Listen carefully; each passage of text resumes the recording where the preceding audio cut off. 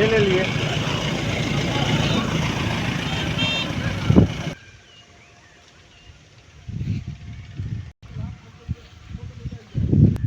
देवानगंज 2 निवासी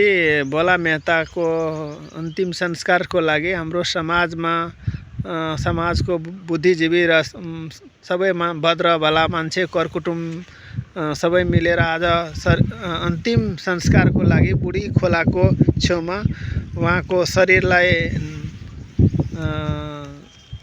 अग्नि दानको लागि यहाँ अन्त्येष्टिको लागि यहाँ यो बुढी खोलाको छेउमा अन्तिम संस्कारको लागि उहाँको शरीरलाई ल्याइरहेको अवस्था छ।